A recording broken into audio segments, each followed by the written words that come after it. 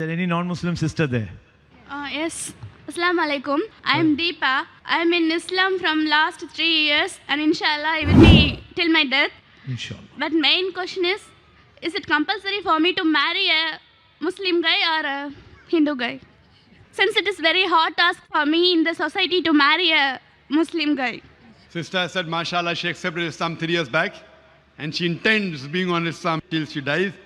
Mashallah, as you know, die not except in the state of Islam. Verse of the Quran, mashallah. But the question is that, is it compulsory that she should marry a Muslim boy? Is it compulsory? Yes, sister. Because Quran clearly mentions in Surah Baqarah, chapter number 2, verse number 221, that marry not an unbelieving woman, marry not a mushrika, an idolatress, until she believes. A believing woman, even if she may be a bondswoman, she is much better than an unbelieving woman, even if she allows you.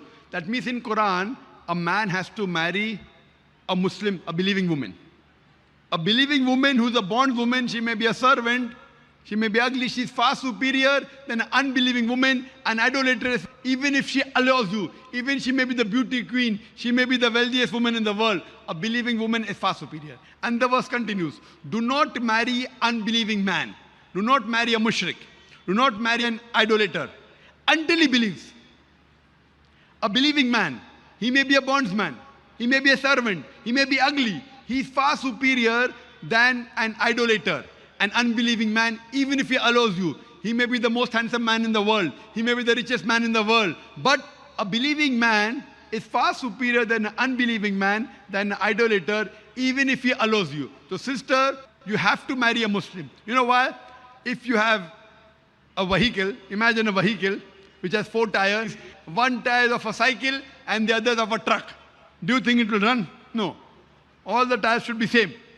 And if you know that Islam is the way that will get you salvation, and you have accepted Islam 3 years back, and you have promised you'll be on Islam till you die, why do you want your husband to go to hell? When we say to the spouse, we say better half. So even husband, if not better half, at least he's the worst half.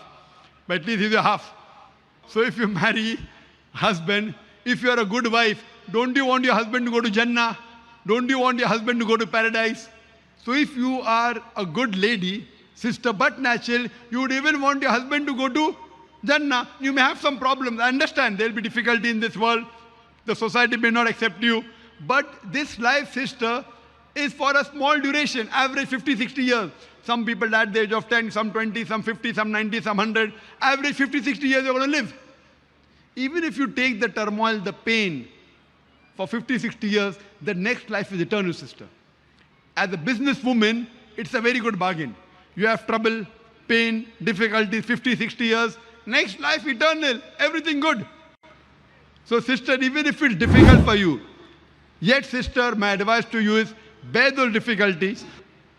Marry a Muslim boy, even if he's not good, even if he's poor, even if he's ugly, he'll be much superior than the most handsome man or the most wealthiest man if he's an idolater, if he's a non-believer. Hope that answers the question, sister.